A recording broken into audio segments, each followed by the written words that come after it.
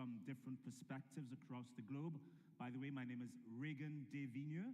I am an environmental presenter and journalist at TRT World, their environment series, Just 2 Degrees. And I'm here with you today. I'll be here with you for the entire day as we listen to quite a few great conversations on this very important topic. So as we all get our seats, I invite you to get comfortable. And once more, welcome to the second day of the Istanbul Education Summit. Just a brief recap on what we saw yesterday. We had an inspiring from different perspectives across the globe. By the way, my name is Regan Devigne. I am an environmental presenter and journalist at TRT World, their environment series, Just 2 Degrees.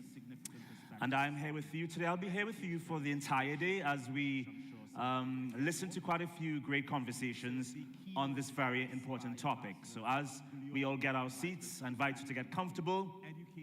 And once more, welcome to the second day of the Istanbul Education Summit. Just a brief recap on what we saw yesterday. We had an inspiring opening graced by Her Excellency, the First Lady, the Turkish First Lady, Emine Erdogan, and Her Excellency Latife Aldrubi. Then we continued with the ministers' session, where significant perspectives on education were shared, which I'm sure some of you were here for. So the keynote address by Ambassador Guliolu invited us to reflect on how education can contribute to healing our planet. And in the first panel, global challenges were examined through the lens of education.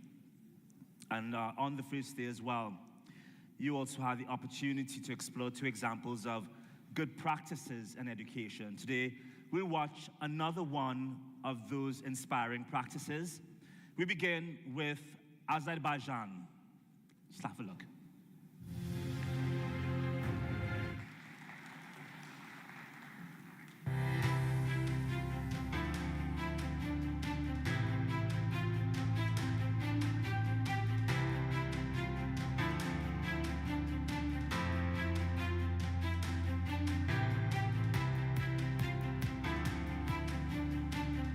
Merhabalar, ben Kamran Ahmedov. Merhaba, ben Amir Cahangirov. Merhaba, ben Ferit Cahangirov Asifoğlu. Ben Mevlüt Altıntop.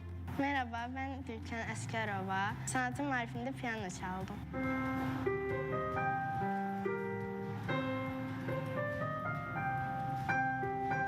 Müzik öğretmenimiz Kamran Ahmetov liderliğinde sanat zümresi öğretmenlerimiz, öğrenciler, öğretmenler, diğer personeller ve velilerimiz yer alıyor. Yeteneklerini okul topluluğuyla paylaşmak isteyen herkes projemize dahil olabiliyor. Proje, sokak sanatçılarından ilham alınan bir fikrin hayata geçmiş halidir.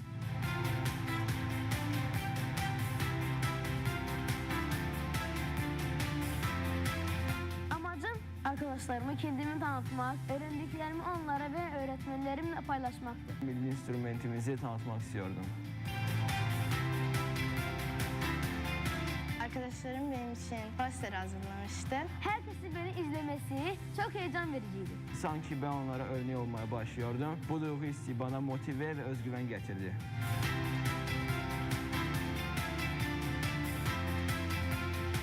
Çocuklarımız artık birbirlerini desteklemeye başlamışlardı. Bir öğrencimiz sanatın marifinde sahneye çıkarken diğer öğrencilerimiz onlar için poster hazırlıyorlardı. Özgüvenlerinin belirgin bir şekilde arttığını gözlemledim. Okuldaki pozitif atmosferi güçlendirdi.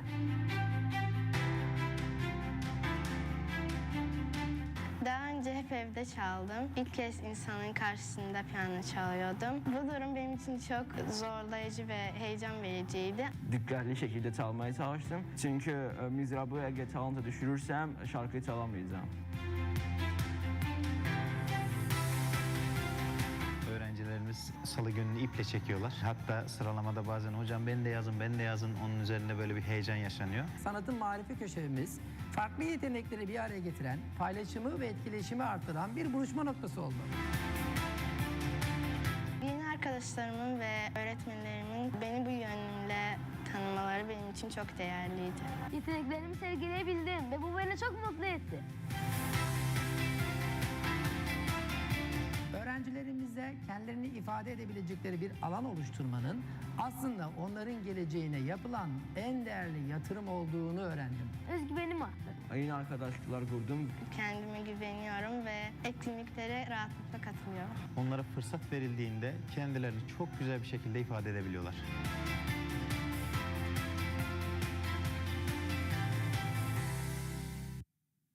Oh, very beautiful, very beautiful. Such a great example of giving students a space that cultivates themselves personally and, of course, professionally in the long term. All right, so with this project, this Azabani project, the school becomes more than a place for academic learning. It turns into a space where talents and interests and, of course, individuality can truly be seen. So now it is time for the first panel of the day, it's called Beyond the Curriculum, the Art of Humanity. All right, I'd like to invite to the stage, in case, hopefully you guys are all ready. Firstly, Professor Ziebalo. He's the president of University of Félix Houphouët-Boigny. Professor, where are you? Please come to the stage.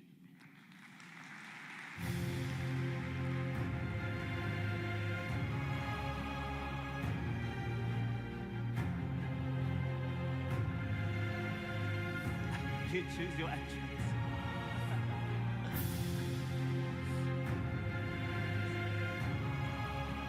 It's good to see you. All right, next. Please welcome Dr. Maida Pasek. She's Regional Education Advisor for UNICEF Europe under the Central Asia Office.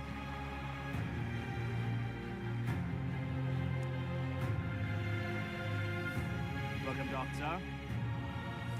And our last panelist, welcome please Dr. Rushen Ahmet Albarak. He's board member of Hamilik Okulu Foundation.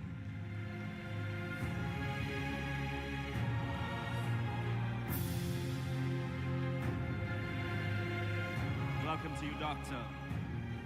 And such dramatic music, right? I love it. And to moderate this very significant panel, please welcome Dr. Ayhan Öztürk, Head of the R&D Project and Monitoring at the Turkish Ministry of National Education. Doctor, Hoş geldiniz tekrardan. welcome. Hoş geldiniz. I turn this over to you.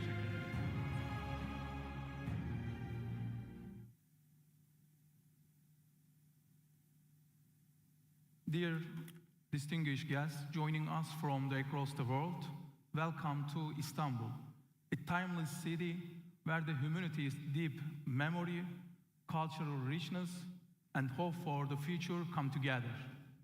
It's an honor to host you here today. We are gathered not for only a panel discussion, but also for meaningful exchange, one that invites us to look into heart of education and to reflect once again the essence of humanity and the future we aspire to build. Before moving on, I briefly introduce myself. My name is Dr. Ayhan Öztürk. I completed my PhD in Educational Administration, Supervision and Leadership at the University of Arkansas in the United States. And I am currently working for Turkish Ministry of National Education as a head of department.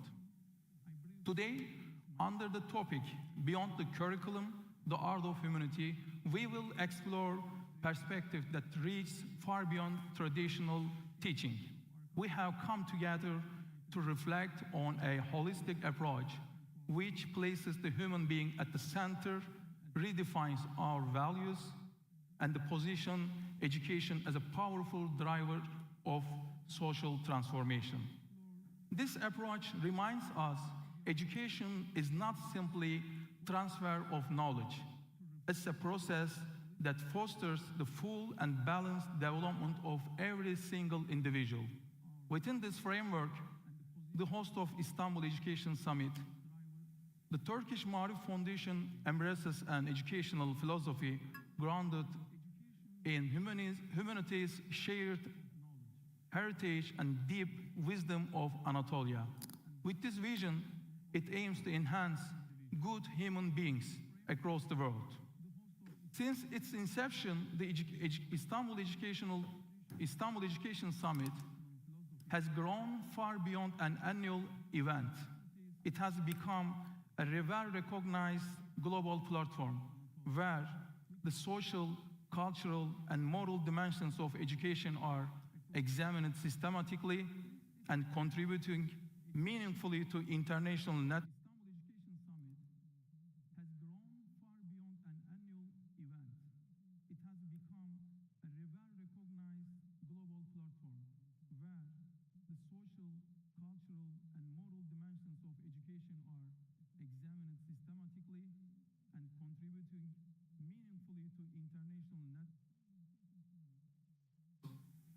Can come together to shape a shared vision of virtuous world through education programs. We will also focus on several key areas, the roles teachers can play in this transformative process, how education can turn information into wisdom, and how we can create meaningful learning opportunities that touch student hearts even within the exam-driven systems. Ladies and gentlemen, it's my pleasure to introduce our valued panelists. We are honored to welcome Dr. Maida Pezik, Regional Education Advisor at UNICEF's Europe and Central Asia Office, whose work plays a significant role in shaping educational policies across the region. We are also delighted to have with us Professor Zai Balo, from Felix Houphouët-Boigny University. He's a highly respected academic leader with remarkable contributions to field of education and economics. And we are pleased to be joined by the Dr. Ruşen Ahmet Albayrak, board member of the Hamilik School Foundation, who brings valuable perspective from his work on mentorship and character-based education. I warmly welcome all our panelists, and I would like to begin by giving the floor to Dr. Maida Pezik. Maida? Thank you very much. It's a true honor to be here, and I would like to thank organizers for including UNICEF in this important conversation.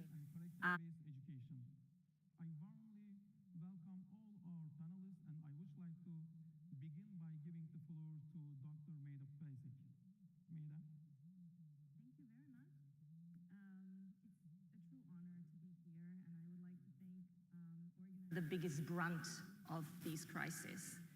And education has a potential not only to help them develop skills to cope with these crises, but also to be the active agents in changing the future and maybe changing the course of some of these unfortunate events. So for UNICEF, in education, our goal is that every child has an access to education, completes education, and achieve good learning outcomes. And when we work with governments on this goal, we focus on all children, but particularly the most vulnerable ones. The children who are excluded on the basis of gender, children with disabilities, migrant children, rural children. And which means that we really focus on inclusion and on equity. So when I think about the topic of this conference, healing the world with education, I would say the first step to heal the world with education is to include every child into education, to give them opportunity to learn, to realize their right to education. Now, once the child is in the classroom, we very much focus on what they learn and how they learn. And of course, the foundational literacy and numeracy are critical basis for learning. But UNICEF has, for longest time, recognized and promoted the value of what we call soft skills or social emotional learning that gives children they're important not only for academic performance, but really to developing a broader set of skills, empathy, collaboration, positive communication, sustainable relationships. And so, when we think about, again, the topic of the conference, I would say the second step in healing the world through education is really integrating social emotional learning into the education and the curriculum. And I recall the words of Her Excellency, the First Lady, Mrs. Erdogan yesterday, who said, Can we move beyond knowledge to focus on the skills that bring the humanity in children? And we truly believe that social emotional learning is one step towards that. So UNICEF works in 190 countries around the world, and what I wanted to perhaps share with you here is the experiences that we have gained in this work on particularly this. How can we develop social emotional learning and skills, critical thinking skills that go beyond the confine of the rigid curriculum, or within the confine of the rigid curriculum? So a couple of lessons learned, if you allow me. The first one is really changing the teaching methodologies. The curriculums are rigid. Teachers don't have enough time to teach.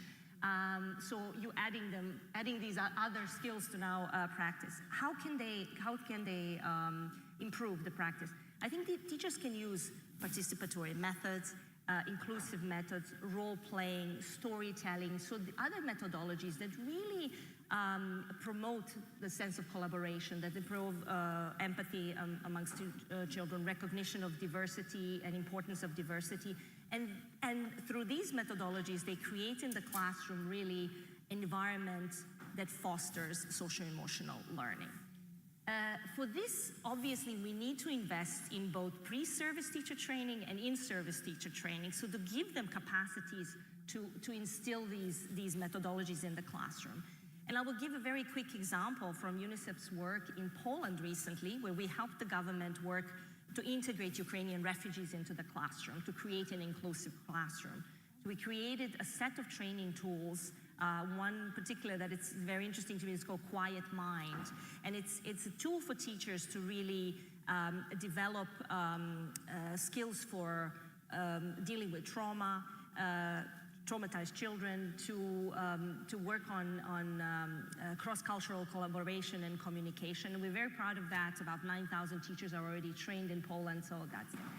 The second critical point is role modeling, and this was mentioned yesterday in some of the conversation, how important it is for teachers and to parents to model behaviors such as showing compassion, showing fairness in the classroom, and to inspire children and to make them feel safe, recognized, respected. And I think that's the second big point. And just an example from our work in North Macedonia, where we work with the government on preschool teachers,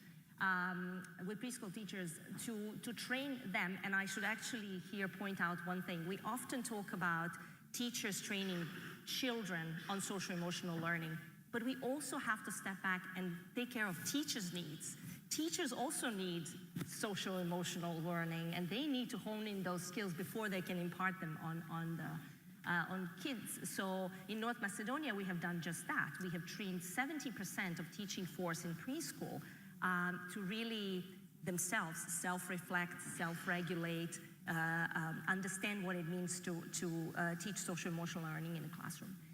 The third lesson learned, going beyond teacher, the whole school environment needs to be enabling inclusion and diversity and help develop social emotional skills.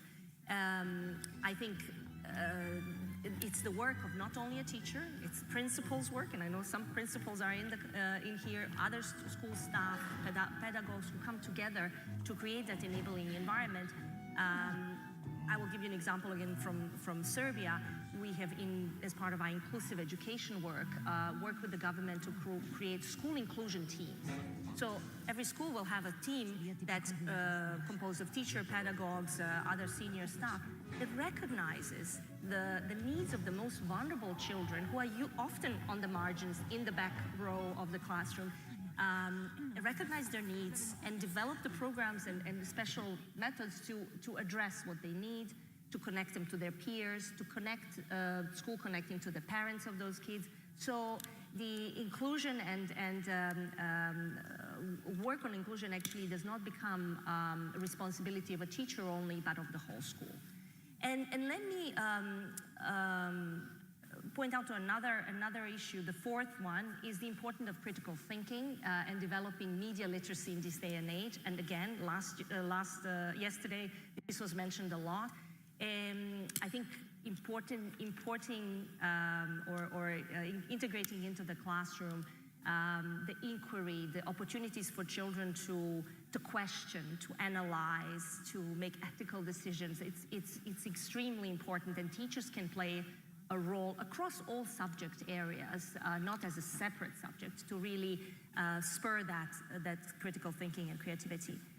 And my last point comes from the work with adolescents in particular, and UNICEF programs on youth.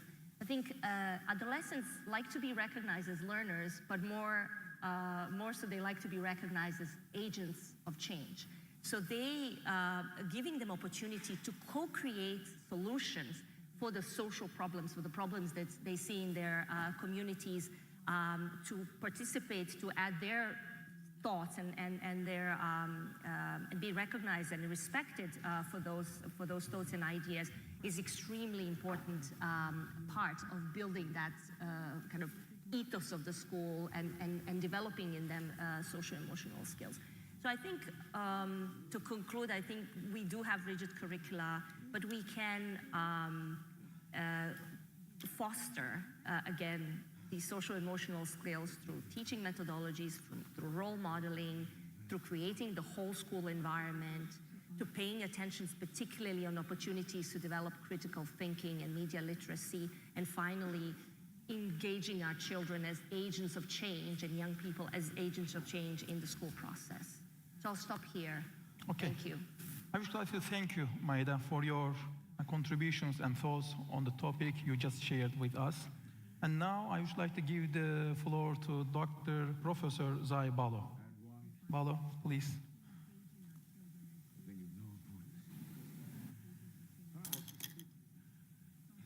Okay, fine.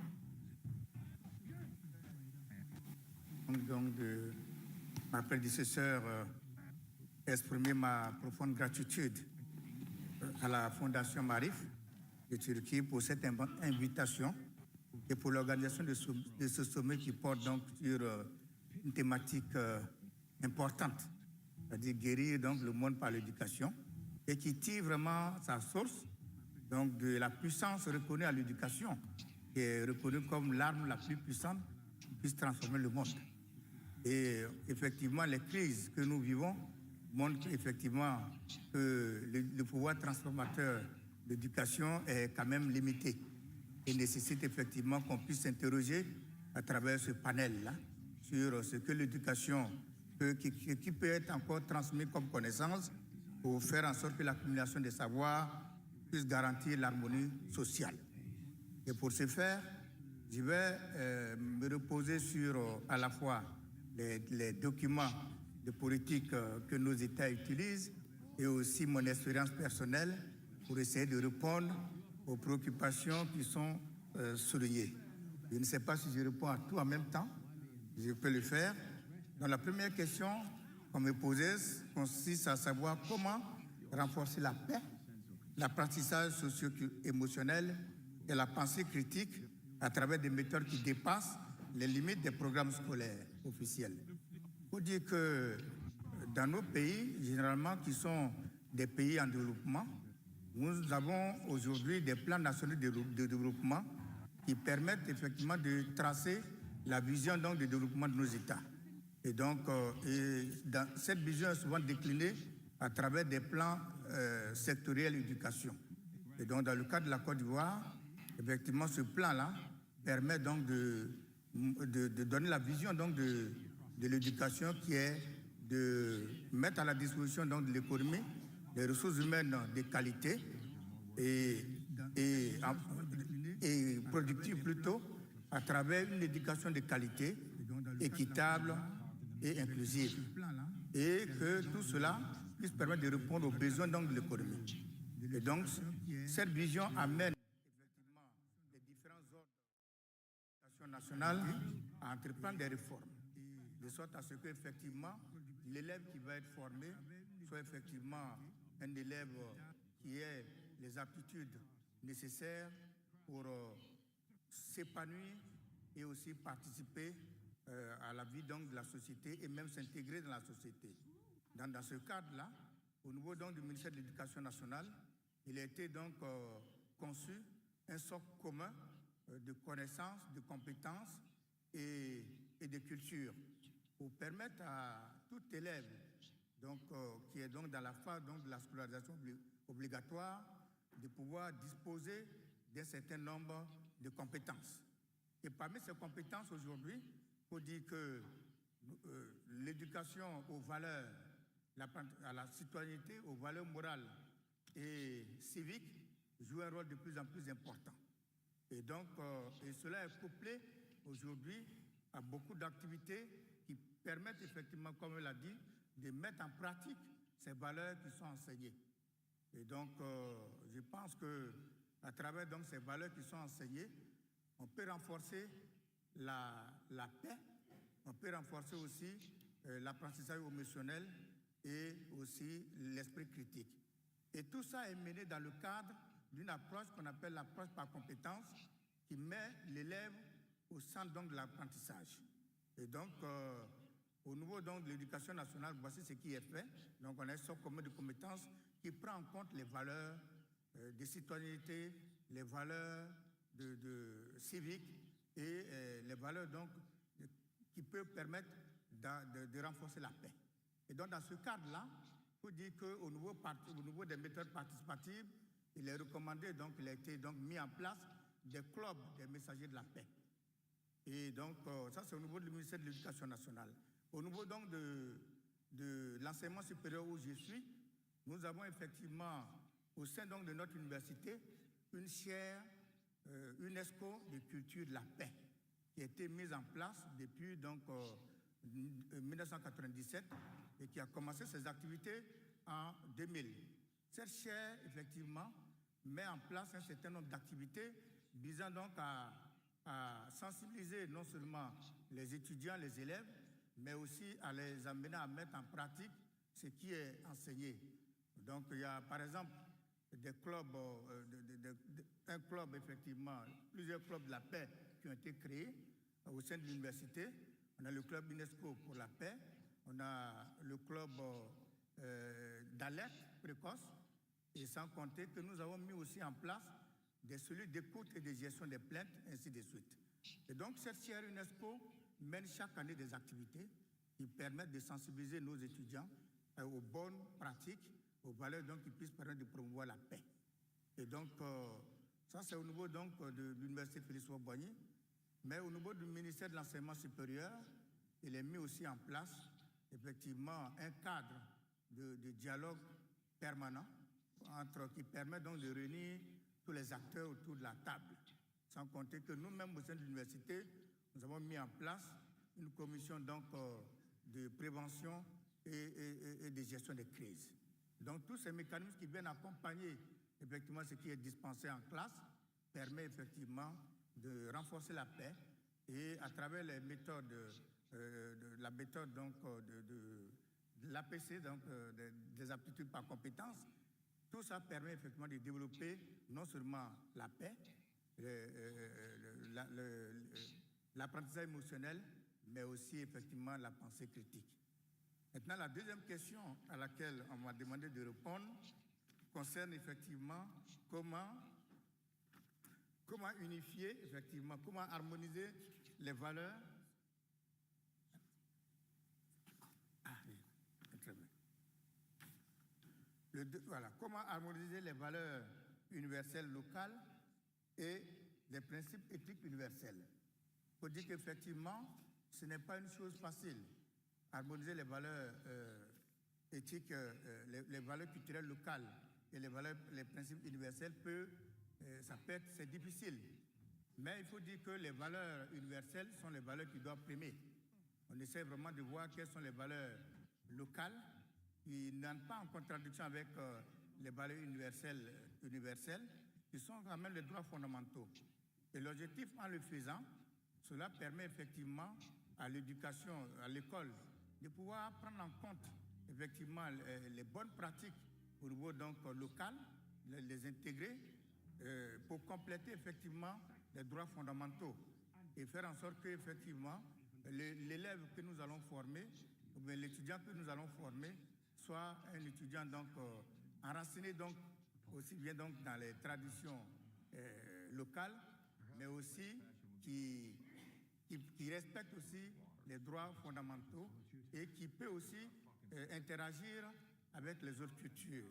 Donc pour dire que l'harmonisation n'est pas forcément l'unification, l'harmonisation effectivement réussie reposera sur la conviction que malgré nos différences culturelles, nous partageons une humanité commune et des droits fondamentaux.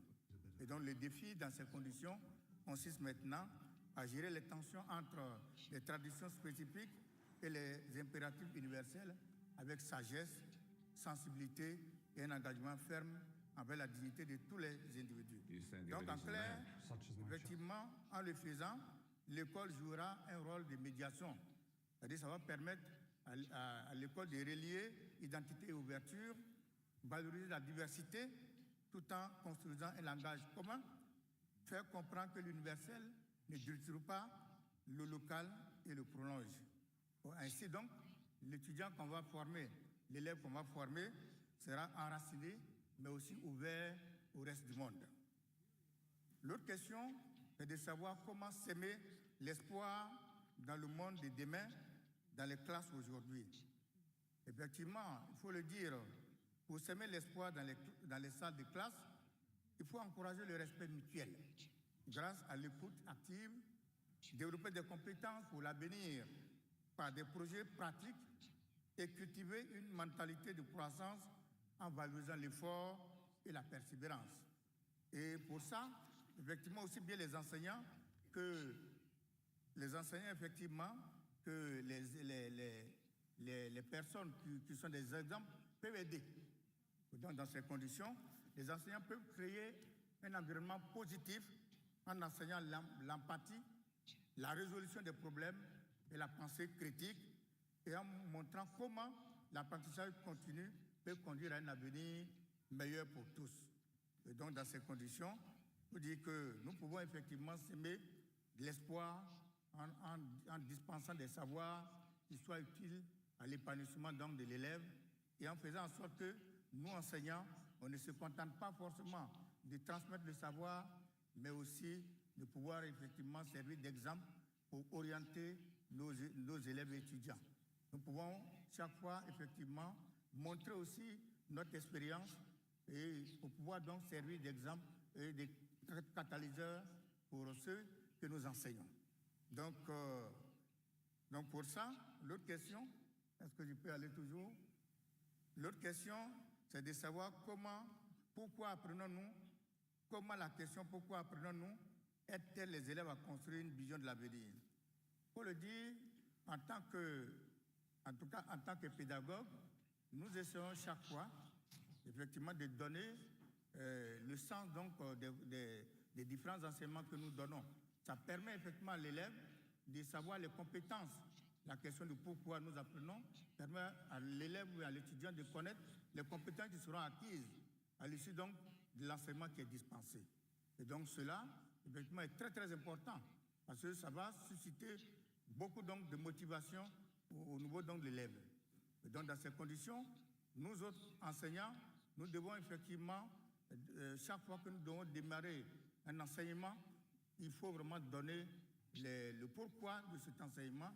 Qu'est-ce que cet enseignement va permettre à l'élève d'acquérir?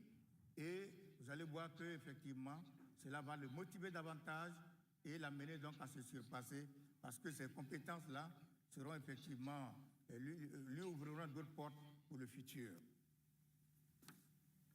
Maintenant, bon, est-ce que je continue? Professor Zaya, thank you for your comments and your thoughts. They are really practical and helpful for the field of education. I'm going to give you another 5 minutes to summarize your opinion later on. And now I would like to give the floor to Dr. Ruşen Ahmet Albayrak. Çok teşekkür ederim. Actually, I can speak English, but in my country, in my city, in my town, this is, privilege to talk about, the art of education and humanity. And if it's related with the, art of humanity and education, I just would like to prefer my, language. So I will prefer to continue in Turkish. I'm sorry for the our international visitors.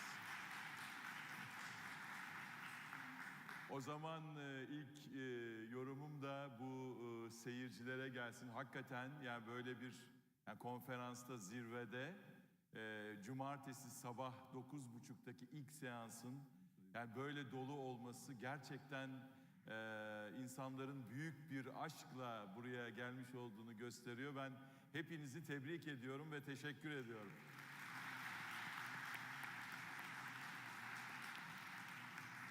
Konuşmama başlarken yine iş talim ve terbiye olduğu için, insanlık olduğu için bir numaralı terbiyecimden başlamak istiyorum. Aslında bu binanın bir önceki olanı opera binasıydı ve opera binasını İhsan amcamla babam yaptılar. Daha doğrusu orada çalışıyorlardı. Amcam Teknik Üniversiteden makineden mezun. Babam da aileden yetişme bir marangoz. Ve bu binanın daha önceki buradaki binanın yapımında çalıştılar. Kendileri ben minnetle, saygıyla, rahmetle anmak istiyorum müsaadenizle. Teşekkür ederim. Ben hamilelik okulunu temsil ediyorum. Aslında bir bankacı olmama rağmen. Ve bu eğitimle ilgili görüşlerimi aslında bir pratisyen eğitimci olarak sizinle paylaşmak istiyorum. Ben 1988'de ben de İstanbul Teknik Üniversitesi'nden mezun oldum. Ve aşağı yukarı 38 senedir iş hayatındayım. Üst düzey yöneticiyim bir katılım bankasında. Tabii yani binlerce insan işe aldım, onlarla beraber çalıştım. Yani onların kariyerlerini izledim. Dolayısıyla bu konuda ciddi bir pratik birikimim olduğunu söyleyebilirim.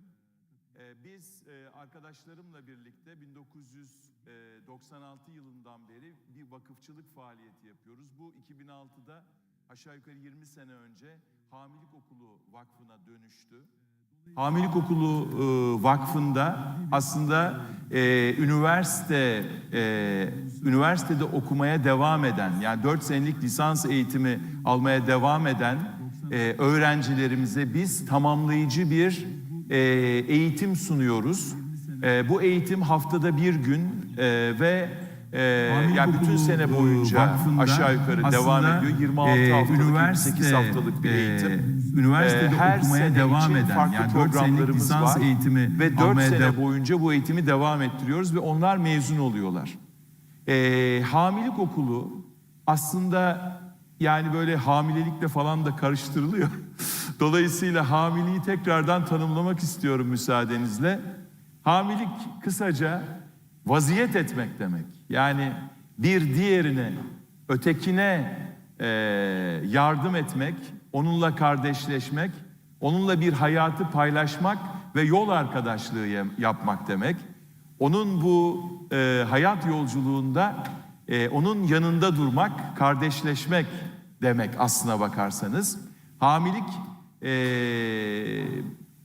mentorluk ve mentilik gibi kavramsallaşmaların bir tık yani uzağında bir şey.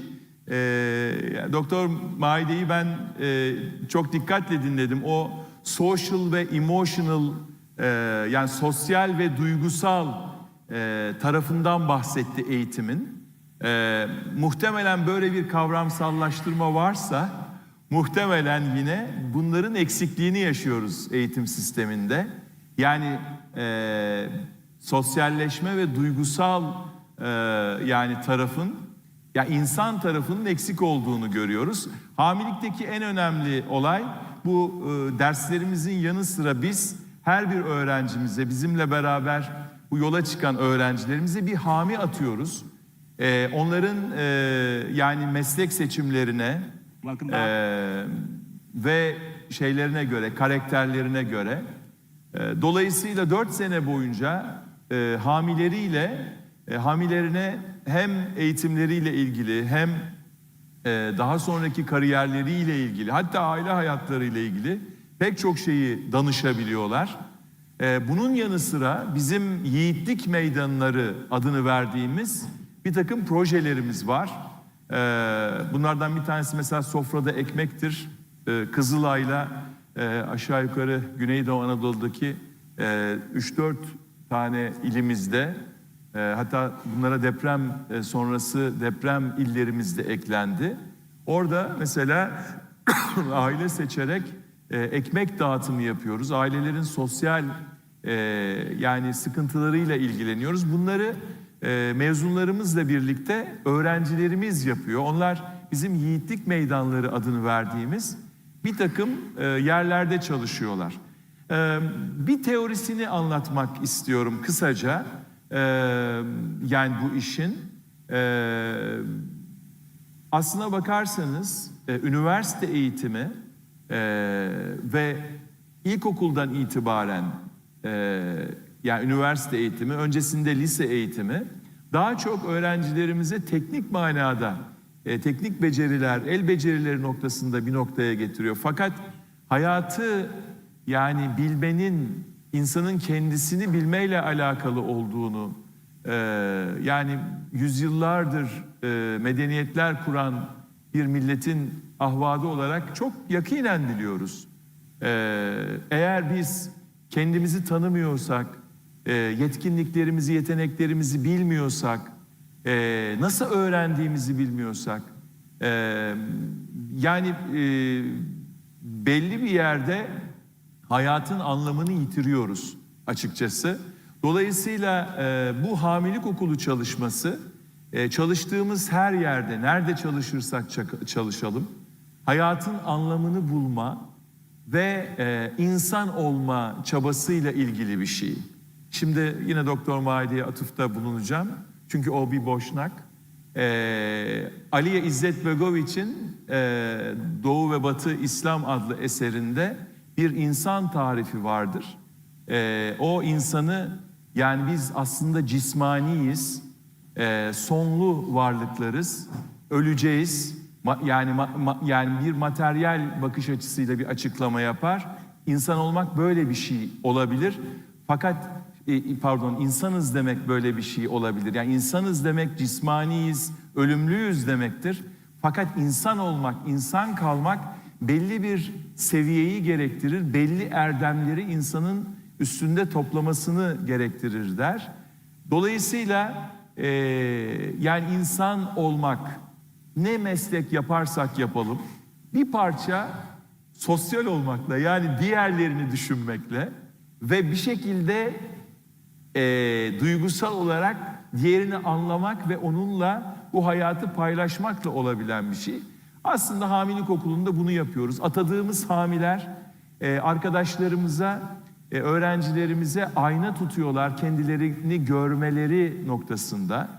Bu aslında yüzyıllardır bizim yani ahilik ve fütüvvet içerisinde, yani büyüyen ve Anadolu'da gelişen medeniyetimizin yani bu ilişkileriyle yani bir medeniyet kurduğumuz düşünüldüğünde bizim açıkçası yani insanı öncelleyen, onu hayata hazırlayan ve kendi bir şekilde nefsani, yani kendisindeki problemli alanları, kendisindeki biz ona şeyler diyoruz, Kur'an-ı Kerim'de de o şekilde açıklanır, rezillikler yani bir şekilde. Fakat bir de erdemler tarafı vardır.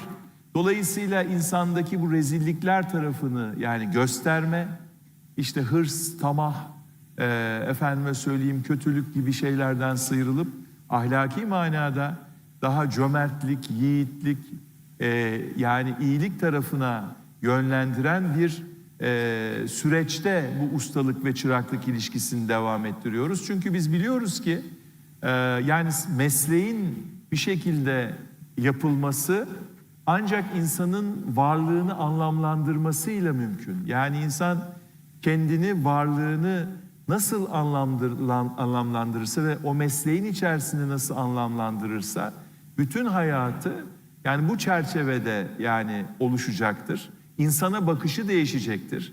İnsana bakışı değişirse yani o insanın etrafındaki yani toplum ve hatta çalıştığı iş yeri için hem kendisi hem de diğerleri için çok önemli bir değerler silsilesi, manzumesi oluşturması mümkün gibi gözükmektedir. Dolayısıyla yani eğitimi bir şekilde yani bir anlamın üzerine, hatta bizim niye biz varız, varlık nedenimizin üzerine oturtmak ve yani bunun sosyal ve duygusal manada bütün yani ömrümüzü kapsayacak şekilde devam ettirmemiz gerekir diye tamamlayayım. Kusura bakmayın, biraz uzadı.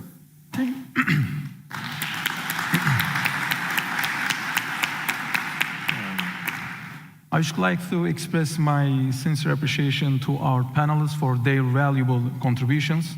In this session, we explored how peace education, social, emotional learning, and ethical values shape students' educational experiences.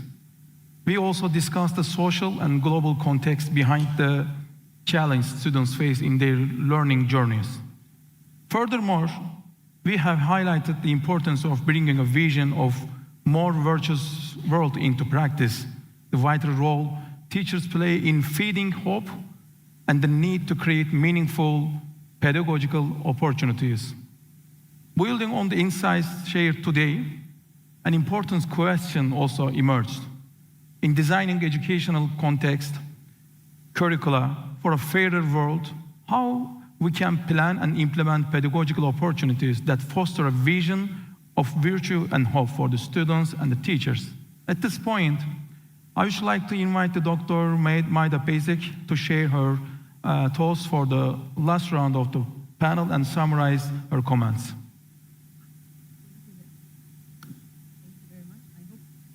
Be heard? We're gonna ask help.